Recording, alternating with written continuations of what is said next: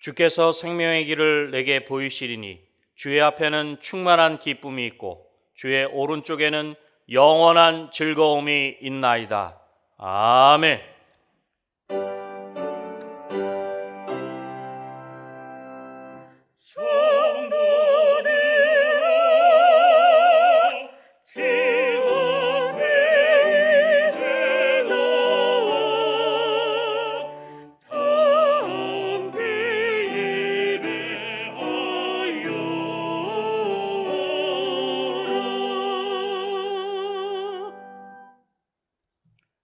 다 같이 찬송가 69장 1절을 부르시겠습니다.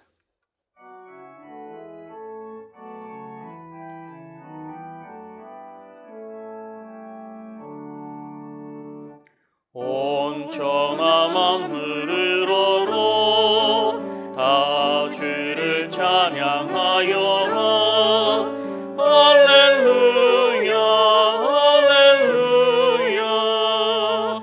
저는 빛나는 밝은 해, 저는 빛나는 밝은 날, 하나님을 찬양하라. 할렐루야 할렐루야 할렐루야.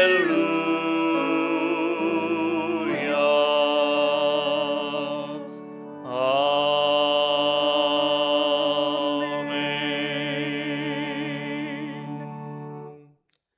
지난 한 주간을 돌이켜보며 간절한 마음으로 참회의 기도를 다 함께 드리겠습니다.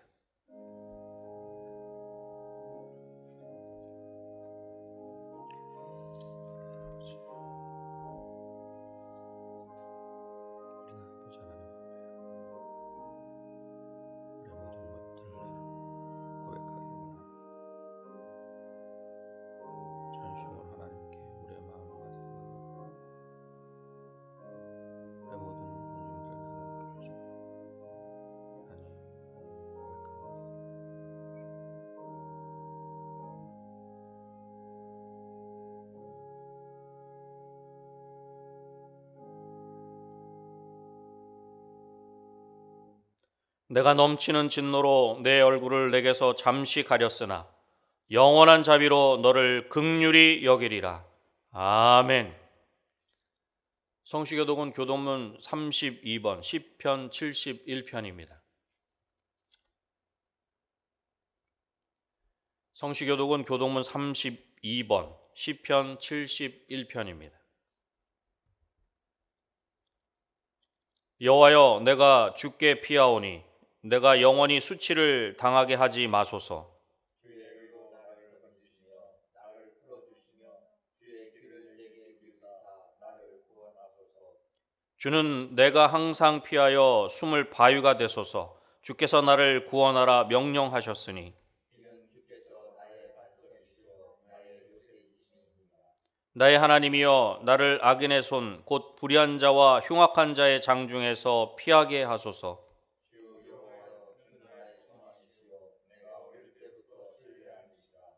내가 모태에서부터 주를 의지하였으며 나의 어머니의 배에서부터 주께서 나를 택하셨사오니 아멘. 다 같이 찬송가 381장을 부르시겠습니다.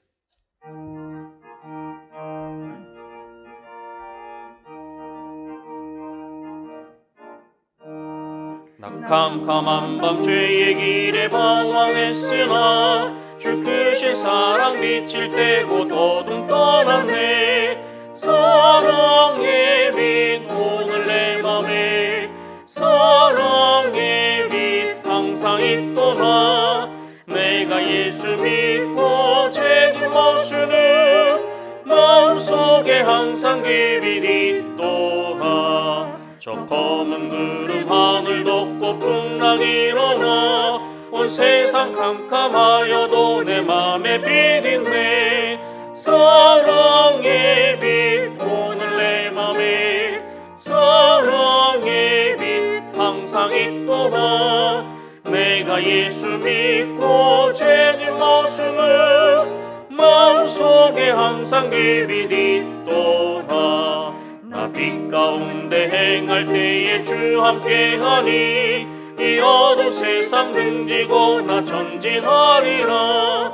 사랑의 빛 오늘 내 맘에 사랑의 빛 항상 있도다.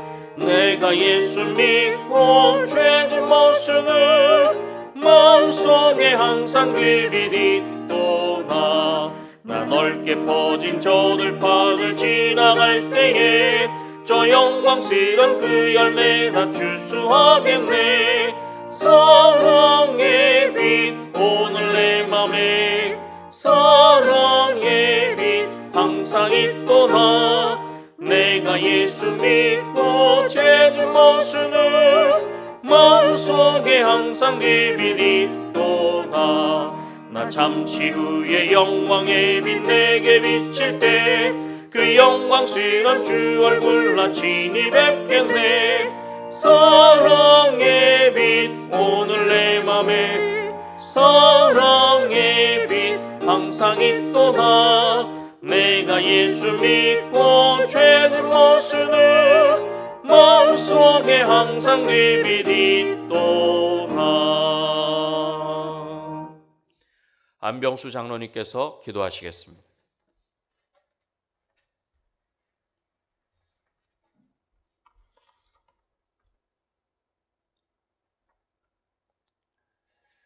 사랑의 하나님, 코로나로 인한 어려움 속에서도 주님의 은혜로 지켜주시고 각 처소에서 영상을 통해 예배드리게 하시니 감사합니다. 위기 속에서도 신앙 잃지 않도록 믿음 더하여 주옵시고 주님의 인도하심 따라 영과 진리로 예배하게 하옵소서. 주님, 코로나로 인하여 세상과 나라가 그리고 우리의 삶이 어렵고 힘든 중에 있습니다. 내 영혼아, 네가 어찌하여 낙심하며 어찌하여 내 속에서 불안해하는가? 너는 하나님께 소망을 두라. 그가 나타나 도우심으로 말미암아 내 하나님을 여전히 찬송하리로다. 암울한 시간에도 우리에게 한 가닥 빛이 있음은 주님께서 우리와 함께 계심이니 희망을 잃지 않고 살아가게 하옵소서. 주님, 은혜광성교회가 예수 중심의 교회, 연결되는 교회, 성장하는 교회로서 주님의 은혜로 함께 지어져가는 교회 되기를 원합니다. 국내 선교를 통해 믿지 않는 영혼들을 구원하시고 하나님의 나라를 확장하는 데 앞장서는 교회 되기를 원하오니 주님 함께하여 주옵소서. 어려움 가운데서도 성전 건축이 잘 진행되게 하시니 감사합니다. 앞으로의 모든 과정에서 안전사고 일어나지 않게 하시고 민원도 없도록 주님 살펴보아 주시옵소서. 공사가 순조롭게 진행되어 하나님께는 영광이요 우리에게는 기쁨이 되는 성전이 건축되게 하옵소서. 또한 이를 위해 수고하시는 모든 이들 위해 함께하여 주옵소서. 주님, 박재신 담임 목사님의 신원을 강건케 하시고 말씀의 능력과 성령 충만함을 더하시사 은혜광성교회를 잘 이끌어가게 하옵소서. 부목사님, 강도사님, 전도사님들에게도 맡은 사역 잘 감당할 수 있는 능력을 더하여 주옵소서. 아버지, 각 성도님들 가정마다 주님께 간절히 하려는 기도의 제목들이 있습니다. 여호와께서 내 음성과 내 간구를 들으심으로 내가 그를 사랑하는도다. 그의 귀를 내게 기울이셨으므로 내가 평생에 기도하리로다. 주님, 우리의 간절함에 귀 기울여 주시고 삶의 어려움 속에 늘 승리하도록 힘을 더하여 주옵소서. 바라옵기는 주님, 우리의 어린 자녀들과 청년들에게 지혜와 꿈을 더하여 주옵소서. 전능자 되시는 하나님의 도우심을 믿고 담대히 나아가는 자녀들이 되게 하여 주옵소서. 홍해바다 속에 길을 내신 것처럼 성도님들의 갈 길을 축복하여 주옵소서. 코로나와 같은 질병 속에서 자유함을 얻게 하옵소서. 위정자들은 하나님이 맡기신 권위임을 깨닫고 바르게 나라를 치리하게 하옵소서. 갈라진 남과 북이 이제는 하나님의 방법으로 주의 복음 아래 하나 되게 하옵소서. 이제 담임 목사님 말씀 선포하실 때 성령의 교통함이 있는 능력의 말씀이 선포되게 하옵시고, 가브리엘 찬양대의 찬양을 흠양하시고 은혜의 시간이 되게 하옵소서. 우리의 처음과 나중 되시는 예수님의 이름으로 감사 기도하옵나이다. 아멘.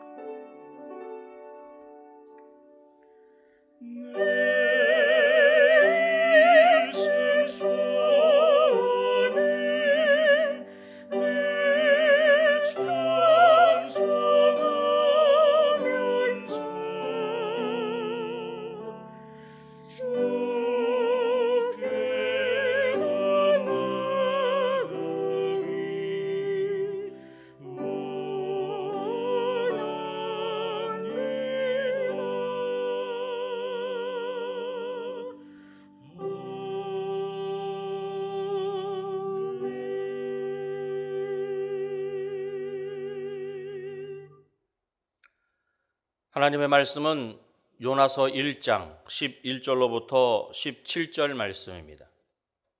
구약 성경 1287쪽입니다. 하나님의 말씀은 요나서 1장 11절로부터 17절 말씀입니다. 구약 성경 1287쪽입니다. 바다가 점점 흉용한지라 무리가 그에게 이르되 우리가 너를 어떻게 하여야 바다가 우리를 위하여 잔잔하겠느냐 하니, 그가 대답하되 나를 들어 바다에 던지라. 그리하면 바다가 너희를 위하여 잔잔하리라. 너희가 이 큰 폭풍을 만난 것이 나 때문인 줄을 내가 아노라 하니라. 그러나 그 사람들이 힘써 노를 저어 배를 육지로 돌리고자 하다가 바다가 그들을 향하여 점점 더 흉용함으로 능히 못한지라.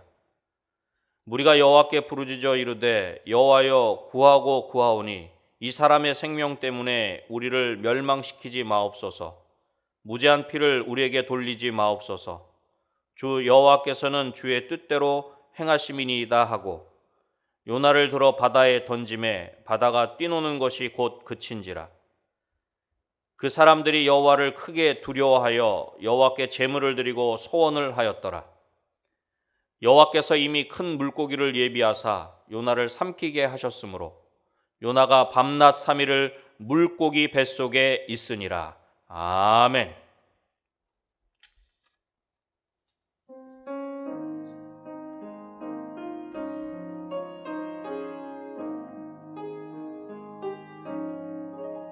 주님이여 이 손을 꼭 잡고 가소서. 약하고 피곤한 이 몸을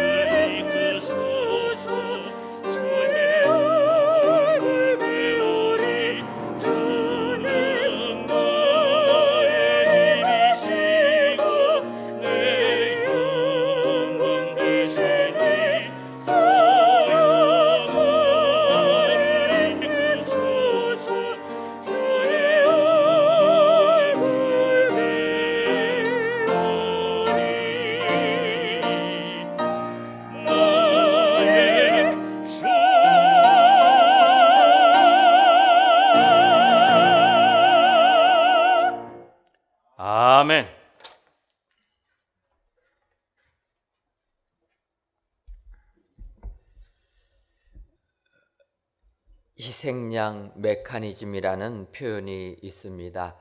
한 사회에서 불안과 불만, 갈등이 고조될 때 가장 적은 대가를 치르고 일시적으로 가장 높은 효과를 낼 수 있는 대응책은 누군가에게 그 문제의 책임을 전가하는 것입니다. 그리고 사회는 이러한 책임으로 지목된 사람에게 온갖 증오와 분노, 그 적대감을 터뜨리게 함으로써 일시적으로 혼란과 갈등을 무마시키는, 그래서 질서를 되찾는 방식을 희생양 메커니즘이라고 하는 것입니다. 이 표현은 스탠버드 교수이며 프랑스 현대 지성을 대표하는 문화연구가인 르네 지라르 씨가 그에 져서 희생약이라는 책에서 주창했던 표현입니다. 르네 지라르 교수가 언급한 이 희생양이라는 단어는 영어로 scapegoat라고 표현하고 있습니다. 이 표현의 그 어원은 성경에서부터 근거를 함을 볼 수가 있습니다. 레위기 16장 10절을 보면 아사셀을 위하여 제비 뽑은 염소는 산채로 여호와 앞에 두었다가 그것으로 속죄하고 아사셀을 위하여 광야로 보낼지니라. 그래서 아사셀을 위하여 광야로 보내지는 염소, 이것을 내쫓는다라는 스케이프와 염소라는 단어 고트로 해서 스케이프 고트라는 단어를 사용하게 됩니다.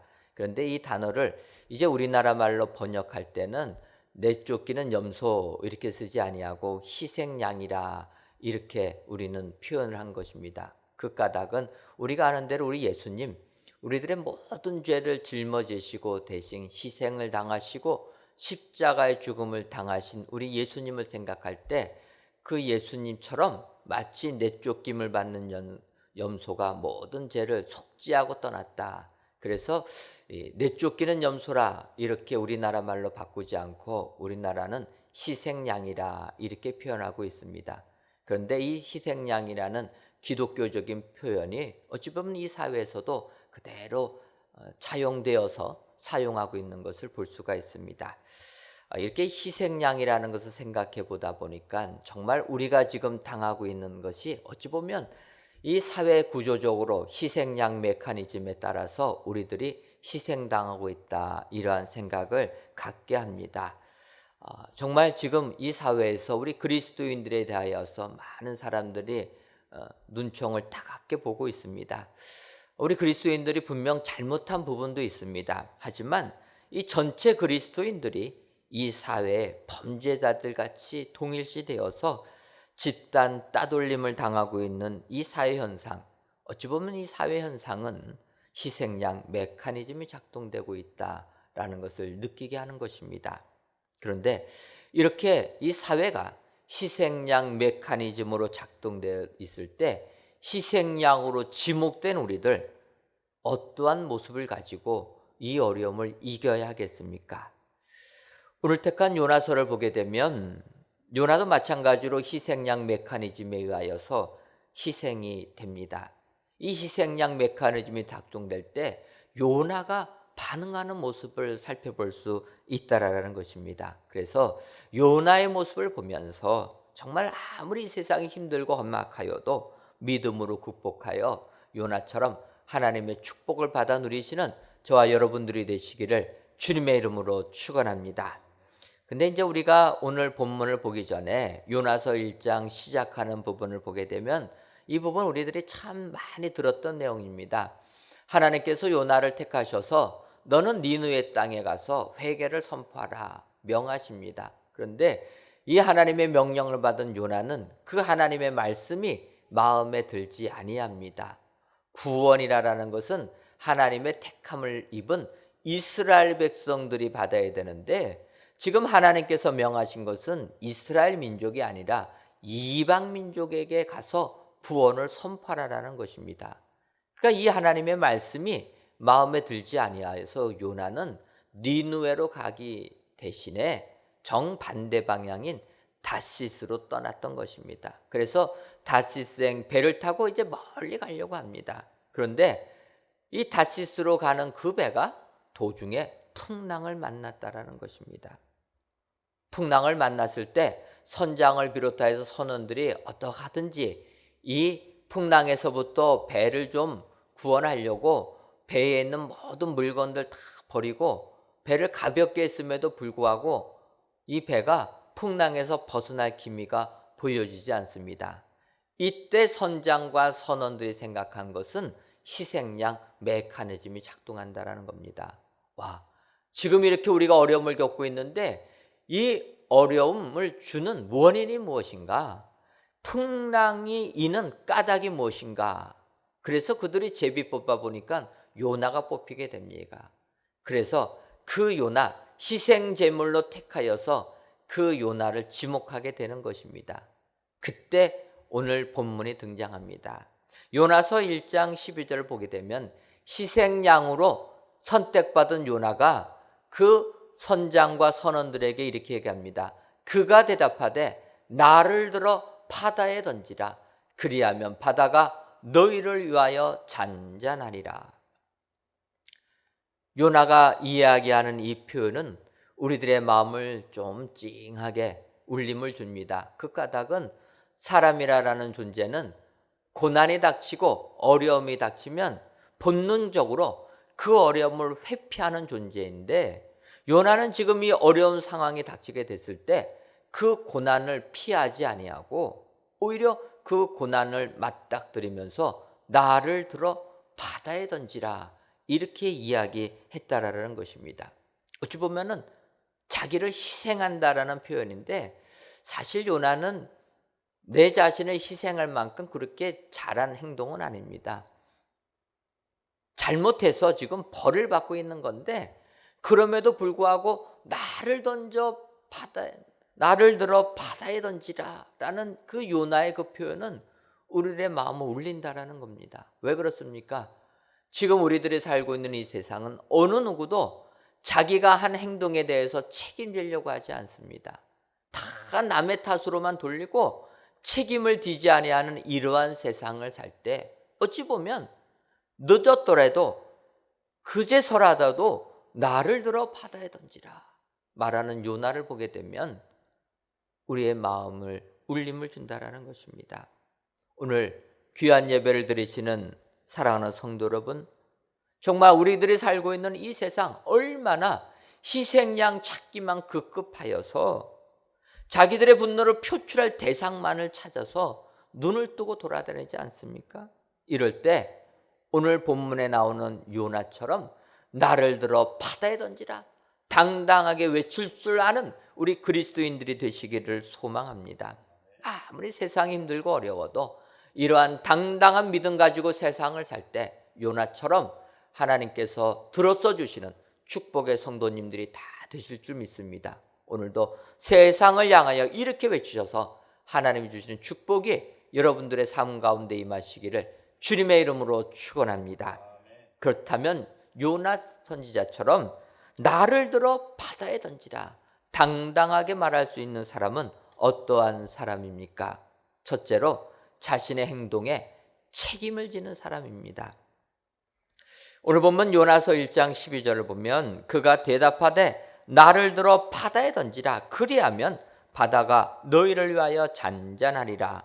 너희가 이 큰 폭풍을 만난 것이니 그것이 나 때문인 줄을 내가 아노라 하니라. 여러분, 요나는 선원들이 너 때문에 우리가 이러한 풍랑을 당했다 지목하게 되니까 그 지목 회피하지 않습니다. 그리고 오히려 내가 하나님의 얼굴을 피함으로 말미암아 나 때문에 나뿐만 아니라 당신들까지도 이런 어려움에 처하게 되었습니다. 그러면서 자기가 한 행동에 책임을 지며 나를 들어 바다에 던지십시오. 그러면 바다가 잔잔해질 것입니다.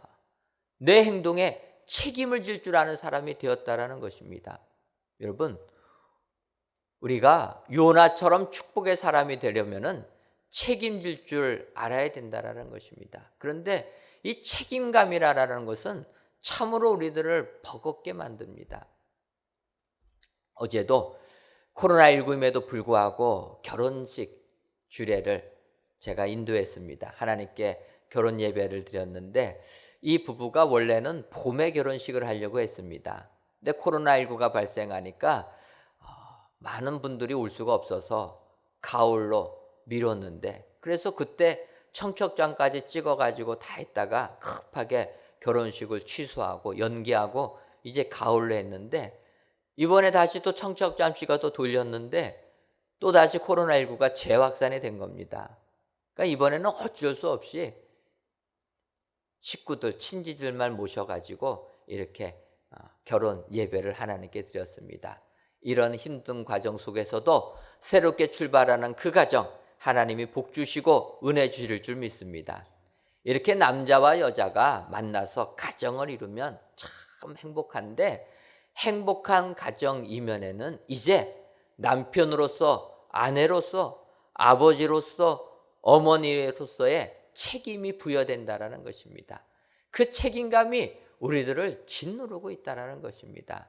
이 땅에 많은 아버지들이 오늘도 출근하면서 가슴에는 무엇을 품고 갑니까? 사직서를 품고 가는 건 아닙니까? 그래서 좀 폼나게 자기를 책망하는 상사, 폼나게 사직서 내던지고 싶지만 결국은 못 내던지고 돌아오는 것 아닙니까? 왜 그렇습니까? 가정을 이끌어야 된다라는 책임감 때문에 내 생각대로 하지 않는 것입니다. 이 땅에 많은 아내들이 남편들 나이는 들었지만 철이 없지 않습니까? 그것 때문에 얼마나 마음의 상처를 받습니까? 그럼에도 불구하고 이 남편들 아침에 출근할 때는 아침밥 먹여보내지 않습니까? 왜 그렇습니까? 가정을 지켜야 된다라는 책임감. 그래서 한편으로 이런 책임감에서 벗어나서 자유롭게 살면 얼마나 좋을까? 이러한 생각을 할 수도 있습니다. 하지만 성경은 축복받는 사람은 이런 책임감 내려놓는 사람이 아니라 내가 한 행동에 대하여서 책임질 줄 아는 사람, 책임감을 가지고 책임지는 사람이 축복의 사람이 된다라는 것입니다. 창세기 38장을 보게 되면 야곱의 아들들 중에서 유다라는 사람이 등장하게 됩니다.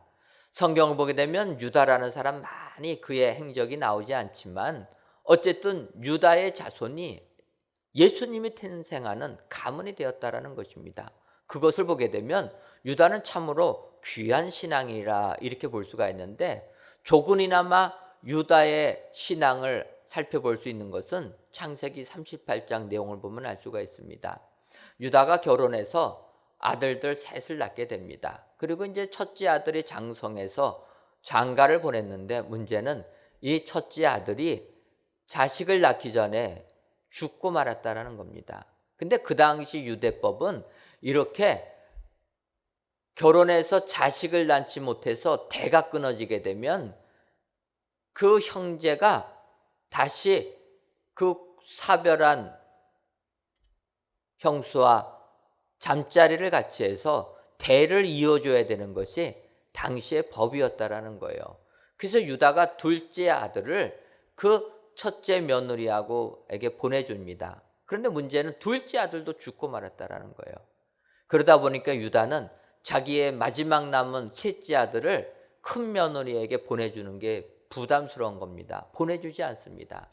이때 큰 며느리는 이것은 당시의 법에 맞지 아니한다 해서 이제 새로운 방법을 모색합니다. 그 방법이 뭐냐면, 이렇게 시간이 흐르다 보니까 유다의 아내가 죽게 됩니다. 그래서 유다가 외로움을 느끼고 있을 때 첫째 며느리가 창녀로 가장을 해가지고 유다와 잠자리를 같이 했다라는 거예요.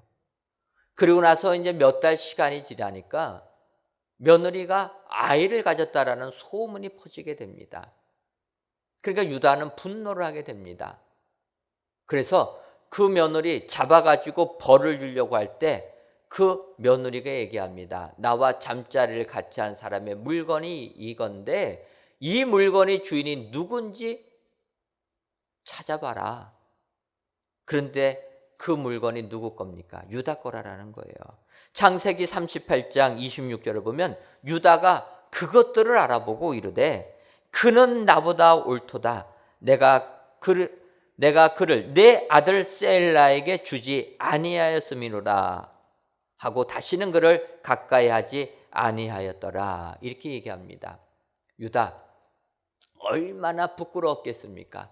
며느리가 간음해서 아이를 잉태했다고 해서 온 동네 소문나서 벌 주려고 했는데 그 며느리의 상대가 자기 자신이 된 것입니다. 얼마나 창피하고 부끄럽습니까? 그럼에도 불구하고 유다, 자기의 잘못된 행동에 대한 책임을 졌다라는 거예요. 그래서 이야기합니다. 그가 며느리입니다. 그가 나보다 옳도다. 내가 법을 지키지 아니하니까 며느리가 그 법을 지키려고 이렇게까지 해놓구나. 내 잘못된 행동 인정하고 내 잘못된 행동에 대해서 책임을 집니다. 그러면서 그 며느리 별 주지 아니하고 오히려 그 며느리를 인정해 줍니다. 그리고 나서 그 며느리가 아이를 낳았는데 베레스와 세라를 낳게 됩니다. 그 베레스와 세라에서 베레스를 통하여 예수님이 탄생한다는 것입니다. 이처럼 책임질 줄 아는 사람이 축복의 가문이 되는 줄 믿습니다. 요나도 마찬가지였다라는 것입니다. 오늘 귀한 예배를 드리시는 사랑하는 성도 여러분, 오늘 이 유다의 모습을 배우셔서 내가 한 행동에 대하여 책임을 지시는 축복의 성도님들 되시기를 바랍니다. 이 세상에 아무리 희생양 찾는데 혈안이 되어 있어도 두려워하지 마시고 당당하게 내가 한 행동에 대하여 책임을 지실 때 하나님께서 우리들을 축복의 사람으로 불러서 주실 줄 믿습니다. 이 같은 축복이 여러분들의 삶 가운데 임하시기를 주님의 이름으로 축원합니다. 두 번째로, 나를 들어 바다에 던지라. 당당하게 이야기할 수 있는 사람은 주님을 증거하는 사람입니다. 요나서 1장 14절부터 16절을 보면 무리가 여호와께 부르짖어 이르되 여호와여 구하고 구하오니 이 사람의 생명 때문에 우리를 멸망시키지 마옵소서. 무죄한 피를 우리에게 돌리지 마옵소서. 주 여호와께서는 주의 뜻대로 행하심이니이다 하고 요나를 들어 바다에 던지매 바다가 뛰노는 것이 곧 그친지라. 사람들이 여호와를 크게 두려워하여 여호와께 제물을 드리고 서원을 하였더라. 이렇게 말씀하고 있습니다. 이 중에서 14절과 16절을 보면 무리가 여호와께 부르짖어 이르되 여호와여, 여호와를 부르짖었다라는 것입니다. 16절에서도 그 사람들이 여호와를 크게 두려워하여 여호와께 제물을 드리고 이렇게 표현하고 있습니다. 근데 이 표현 중에서 우리가 살펴봐야 될 것은 그 배에 탄 선장을 비롯한 선원들은 여호와 하나님을 모르던 사람들이라는 겁니다.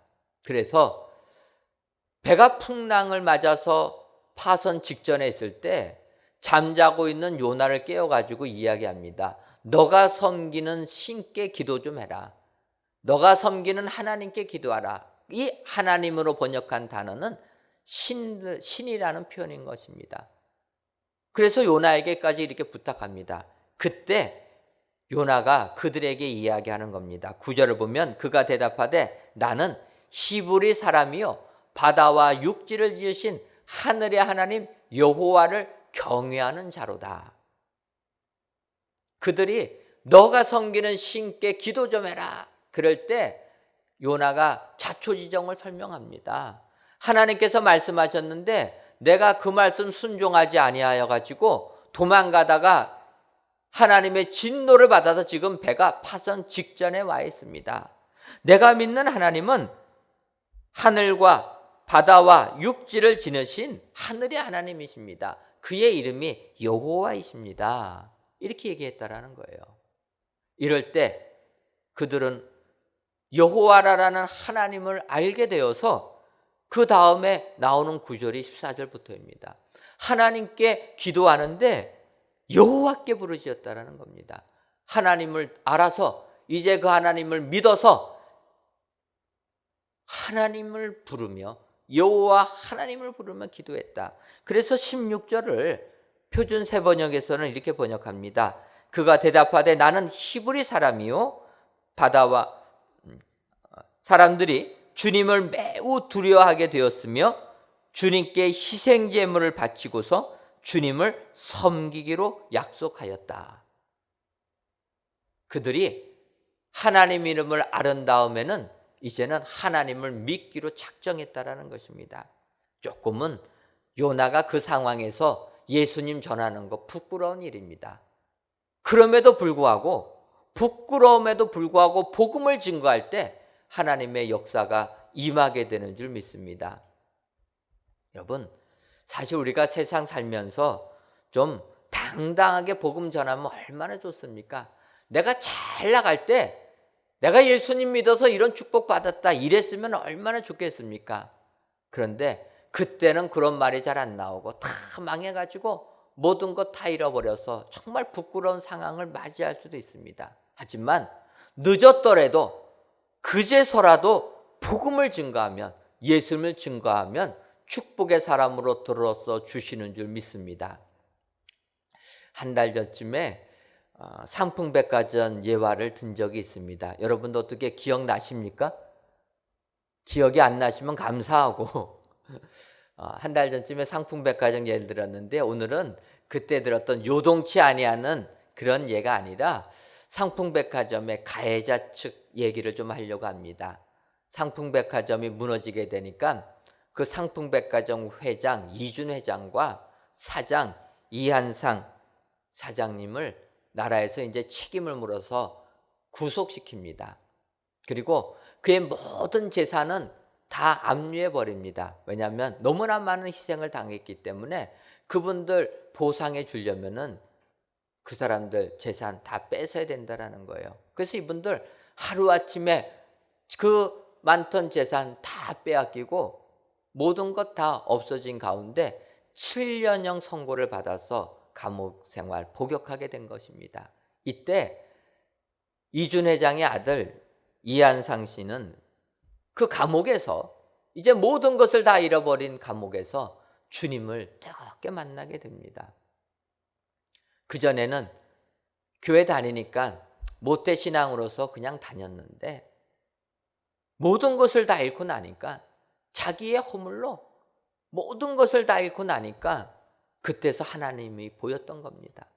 그가 감옥에서 뜨겁게 하나님을 체험한 다음에 7년 복역 마치고 출소한 다음에 신학교에 들어가서 선교사로 부름을 받습니다. 그래가지고 선교사 훈련 받은 다음에 몽골에 가서 지금까지 주의 복음을 전하고 있다는 것입니다. 그가 이런 고백합니다. 내가 10년만 먼저 예수님 만났더라면 더욱더 많이 복음 증거했을 텐데 이것이 나에게 가장 아쉬운 부분입니다. 내가 감옥에 산 것, 내가 모든 재산 다 잃어버린 것, 이런 게 아쉬운 게 아니라 10년만 일찍 주님 만났더라면, 이런 후회를 하는 것입니다. 여러분, 사실 이 이한상 선교사님이 복음을 전할 때 얼마나 부끄럽겠습니까? 그 죄책감 때문에 얼마나 힘들겠습니까? 그럼에도 불구하고 오직 몽골에 가서 주의 복음 증거할 때 하나님의 역사가 임하게 되는 줄 믿습니다. 여러분, 우리 인간이라는 존재는 불완전한 존재입니다. 실수투성이인 사람이기 때문에 이 실수투성이인 우리가 주의 복음 증거한다라는 건 너무나도 부끄러운 것입니다. 그럼에도 불구하고 요나처럼 주의 복음 증거할 때 하나님의 크신 역사가 임하게 되는 줄 믿습니다. 오늘 귀한 예배를 드리시는 사랑하는 성도 여러분, 진정 우리가 이 세상을 살면서 부끄러운 것이 많아도 요나처럼 담대하게 나를 들어 바다에 던지라 외치시는 성도님들 되셔서 요나처럼 크게 쓰임 받으시는 축복의 성도님들 되시기를 주님의 이름으로 축원합니다. 마지막 세 번째로, 나를 들어 바다에 던지라 담대하게 외칠 수 있는 사람은 하나님의 예비하심을 믿는 사람입니다. 17절을 보게 되면 여호와께서 이미 큰 물고기를 예비하사 요나를 삼키게 하셨으므로 요나가 밤낮 3일을 물고기 뱃속에 있으니라, 이렇게 말씀하고 있습니다. 사람들이 요나를 지목하게 되니까 요나가 이야기합니다. 내 잘못 때문에 당신들 이 어려움 겪고 있으니 이 풍랑이 멈추려면은 나를 들어서 바다에 던져야 됩니다. 그러면 이 풍랑이 잠잠해질 것입니다. 이렇게 얘기합니다. 근데 여러분, 여기서 요나가 나를 들어 바다에 던지라 라는 그 의미는 내가 바다 물에 빠져서 죽겠습니다 라는 표현이겠습니까? 결코 그 표현이 아니라는 거예요. 요나는 지금까지 하나님과 반대점에서 행동을 했습니다. 하나님의 말씀이 내 마음에 듣지 아니하여서 하나님의 말씀과 정반대의 방향으로 갔던 것입니다. 그래서 배가 풍랑을 만나 파선하기 직전에도 그는 하나님께 불만을 품고 배 밑 깊은 곳에 가서 잠을 잔 사람입니다. 그때 요나가 선원들에 의해서 깨어나게 됩니다. 그리고 느낀 것은 내가 하나님의 뜻을 거스릴 수 없구나. 이제는 내 뜻을 다 내려놓고 하나님께 순종하는 삶을 살 수밖에 없구나 다짐하면서 그들에게 하는 말이라는 것입니다. 그 말에는 무슨 의미가 있습니까? 나를 들어 바다에 던지면 하나님께서 큰 물고기를 예비하사 나를 구원해 주실 것이다. 이 확신이 있었기 때문에 나를 들어 바다에 던지라 말할 수 있었다라는 것입니다. 여러분, 우리는 세상을 살면서 세상의 온갖 걱정과 염려와 두려움 속에서 떨고 산다라는 거예요. 주님은 말씀하십니다. 내일을 위하여 염려하지 말라. 그럼에도 불구하고 우리들은 하나님이 내 앞길을 다 아시고 나의 삶을 예비해 주신다는 것 확신하지 못하여서 두려워 떨고 있다라는 것입니다. 최근에 미국 여론조사 업체인 퓨 리서치 센터에서 우리나라를 비롯하여서 미국, 프랑스, 영국, 독일 등 세계 주요 14개국 국민들 한 14,000여 명을 대상으로 기후변화, 감염병 확산, 또 여러 가지 글로벌 이슈에 대하여서 이 국민들이 얼마나 위협을 느끼고 있는가, 이러한 것들을 조사했다라는 거예요. 그래서 9가지 항목입니다. 기후변화, 감염병 확산, 테러, 사이버 공격, 핵무기 확산, 전 세계의 경제 상태, 세계의 빈곤, 또 국가 간의 전쟁, 또 난민이나 이민들의 문제, 이런 9개의 항목을 가지고 얼마나 이 사람들이 걱정을 하나 조사를 했더니 우리나라 사람들이 당당 9개 중에서 5개 부문에 1등을 했다라는 것입니다. 제가 이걸 보면 정말 우리나라 국민들은 1등을 너무나도 좋아해요. 그래서 걱정하는 것도 세계 모든 사람들보다 당당하게 1위를 했다라는 거예요. 한두 문제가 아니라 9문제 주문에서 9부분에서 5부분이나 1등 했다라는 거예요. 특히 최고점을 받은 부분이 있습니다. 그것은 코로나19의 확산에 대한 두려움. 세계 최고로 1등 했다라는 거예요. 걱정한다라는 거예요. 우리 응답한 89%가 이것 때문에 잠 못 잔다라는 것입니다. 저는 이걸 보면서 정말 우리나라 국민들 너무나도 염려와 걱정 속에서 살고 있다라는 거예요. 여러분, 이런 걱정, 염려, 걱정한다고 해결됩니까? 해결 안 되는 거예요. 걱정할 필요도 없는 겁니다. 해결도 안 되기 때문에. 그럼에도 불구하고 온 국민들이 이 걱정 때문에 짓눌리고 있다라는 거예요. 저는 이걸 보면서 우리 예수 믿는 사람만큼만이라도 이 염려 내려놔야 될 줄 믿습니다. 우리가 믿는 하나님은 우리의 앞길을 다 아시는 하나님이신 줄 믿습니다. 그래서 하나님이 택한 백성들 내버려 두시지 아니하고 가장 좋은 길로 이끌어 주실 줄 믿습니다. 예비해 주시는 하나님을 확신하게 되면 아무리 코로나19가 횡행해도 우리들 여기에서 하나님 주시는 구원의 은혜를 받게 되는 줄 믿습니다. 이 세상은 희생양 찾기 위해서 혈안이 되어 있습니다. 이제 우리 그리스도인 희생양으로 삼아서 타겟으로 삼아서 공격하고 있습니다. 이때 여러분 요나를 배우시길 바랍니다. 희생양을 찾는 그들, 희생양에게 공격을 다하는 그들, 여러분 대항하지 마시고 요나처럼 하나님을 신뢰하시기를 바랍니다. 요나의 삶을 배워서 이러한 삶을 살게 되면 하나님께서 우리들 앞길을 열어주시고 하나님 주시는 축복의 길로 이끌어 주실 줄 믿습니다. 오늘 귀한 예배를 드리시는 저와 여러분들이 요나를 본받으셔서 세상을 향하여 당당하게 나를 들어 바다에 던지라 외칠 수 있는 축복의 그리스도인들이 다 되시기를 주님의 이름으로 축원합니다. 기도하겠습니다. 하나님, 코로나19 재확산으로 인해 성전에 모이지 못하고 각 가정에서 동영상으로 예배를 드린 지 벌써 4주째가 되고 있습니다. 더 나아가 세상은 희생양 찾기에 급급하여 우리들을 곱지 않은 시각으로 바라보기까지 합니다. 그럼에도 불구하고 하나님을 믿으며 이 시간 우리 하나님을 기억하여 귀한 예배를 드리시는 모든 성도님들을 축복하여 주시고 이 예배를 흠양하여 주셔서 예배를 드리시는 모든 성도님들 담대하게 세상 이기는 은혜 허락하여 주옵소서. 오늘은 나를 들어 바다에 던지라 외치는 요나 선지자를 묵상해 보았습니다. 바라기는 이 예배를 드리시는 모든 성도님께서도 요나처럼 내가 한 행동에 책임을 지고 부끄러운 자리조차에서도 주님을 증거하며 하나님께서 우리 앞길을 다 예배해 주심을 믿어 세상을 향하여 담대히 나를 들어 바다에 던지라 외치는 축복의 성도님들이 다 되게 하여 주옵소서. 예수님의 이름으로 기도하옵나이다. 아멘.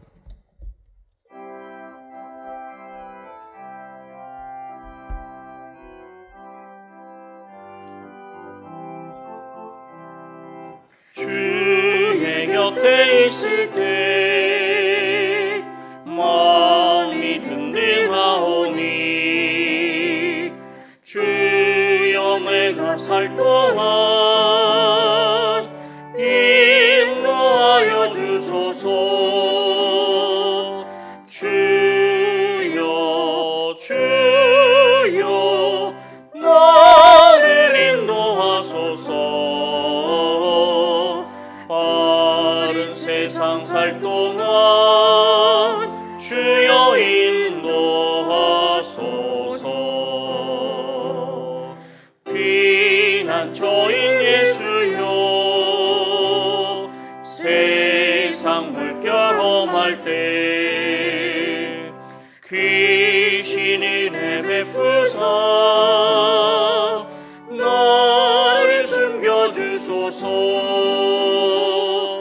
주여 주여 나를 인도하소서. 바른 세상 살 동안 주여 인도하소서. 세상 풍파진 않은 영화로운 나라와 눈물 없는 곳으로 들어가게 하소서. 주여 주여 나를 인도하소서.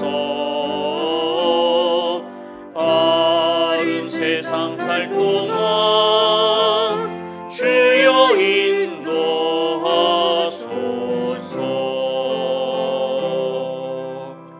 아멘.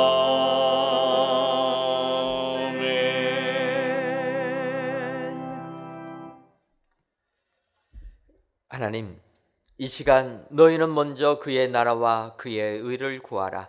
그리하면 이 모든 것을 너희에게 더하시리라라는 예수님의 말씀을 의지하며 11주의 예물과 감사의 예물, 1000번째 예물과 전도의 예물, 건축 헌금과 주정 헌금, 성미를 드립니다.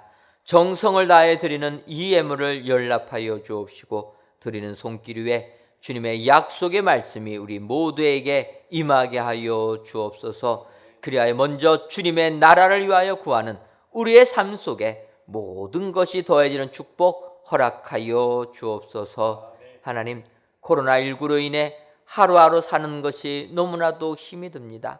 모든 상황이 멈춘 것 같습니다. 바라기는 우리 성도님들을 긍휼히 여겨 주셔서 건강도 지켜주시고 경제적인 어려움에서도 속히 벗어나게 하여 주옵소서. 더 나아가 이 나라와 이 민족도 기억하여 주어서 방역 시스템이 붕괴되지 말게 하옵시고 방역하는 이들에게 세임 주옵시며 온 국민들도 지치지 않게 하셔서 슬기롭게 이 어려움을 극복하는 이 민족 되게 하여 주옵소서. 예수님의 이름으로 기도하옵나이다. 아멘. 이 시간 옆에 분들 보시면서 인사하도록 하겠습니다. 책임지는 사람이 됩시다. 책임지는 사람이 됩시다. 한 번 더 인사하도록 하겠습니다. 복음을 증거하는 사람이 됩시다. 복음을 증거하는 사람이 됩시다. 일하신 분들 다 되셔서 정말 하나님으로부터 크게 쓰임받는 우리 축복의 성도님들 되시기를 주님의 이름으로 축원합니다. 교회 소식 전해드리도록 하겠습니다. 먼저 성전 건축 광고입니다. 하나님의 은혜 가운데 이제 이번 주 17일, 18일 목요일과 금요일 날에 지하 1층 모든 작업을 마치려고 합니다. 콘크리트 타설 작업을 진행하여서 이제 지하층 완료를 하려고 합니다. 여러분들 얼마나 힘드셨습니까? 이번 목요일, 금요일 날에 콘크리트 타설 작업이 완료되면 그 다음부터는 이제 지상층 건축을 하게 됩니다. 지금은 땅 속에서 해서 눈에 보이지 않지만 앞으로는 이제 눈에 보이고 성전 올라가는 것이 2주마다 한 층씩 올라갈 것입니다. 여러분들 희망을 가지시고 더욱더 성전 건축 위하여서 기도로 후원해 주시면 감사하겠습니다.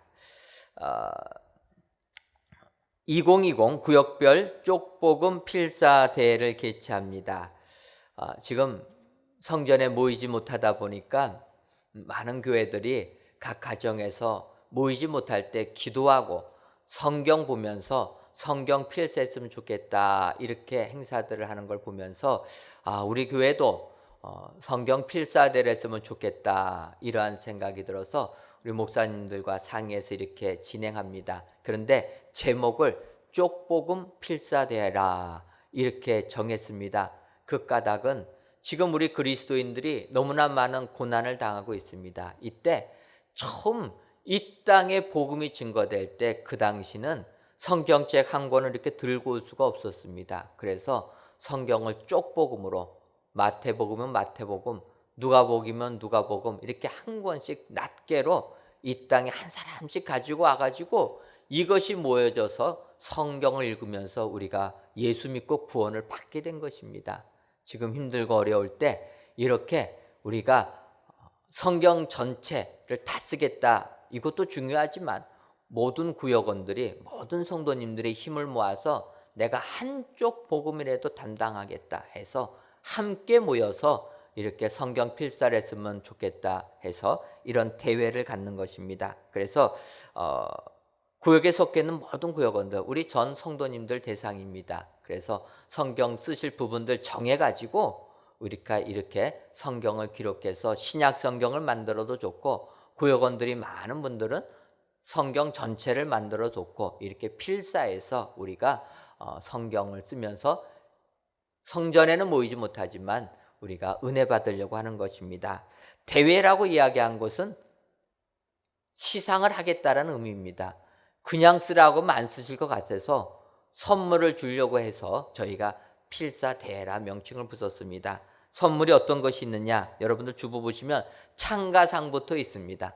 참가상부터 시작해서 구역별 1, 2, 3등 개인별 1, 2, 3등 뭐 특별상까지 해서 자주간 상을 많이 드리려고 합니다. 여러분들 이때 성전에 모이지 못하지만 내가 하나님 말씀 묵상하면서 은혜 받기 위하여서 필사대에 참여해 주시면 감사하겠습니다. 그리고 오후 예배를 새롭게 신설하려고 합니다. 다음 주일부터 오후 예배 팔로우즈 워십을 우리가 오후 3시부터 진행하려고 합니다.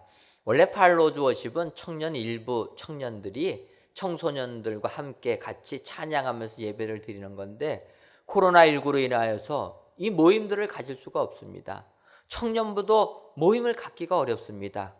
그렇다면 대예배로 우리가 확정져서 예배로 진행하면 그거는 모일 수가 있기 때문에 예배로 진행하려고 합니다. 여러분들 기억하시고 다음 주부터는 오후 3시에 똑같이 1부부터 4부에서 끝나지 아니하고 5부까지 드린다. 기억하시고 많이 참여해 주시면 감사하겠습니다.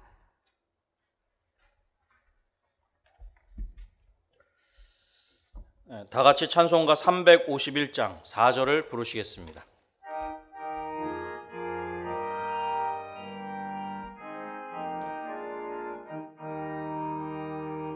백성들 나와서 함께 모여서 우리 모두 함께 개가 부르세 영원토록 영광 권세 찬송을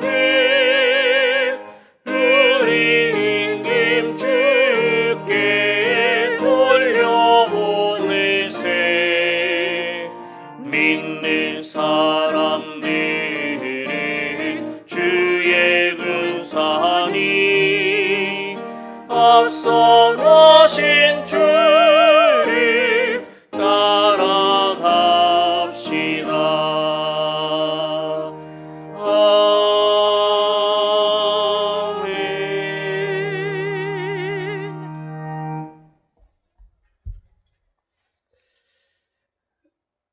이제는 우리 주 예수 그리스도의 크신 은혜와 하나님 아버지의 한량없는 사랑하심과 성령님의 교통하심이 세상을 향하여 담대히 나를 들어 바다에 던지라 외치기로 다짐하는 사랑하는 은혜광성교회 모든 성도님들 위에와 속한 가정 위에 이제로부터 영원토록 함께 있을지어다. 아멘. 주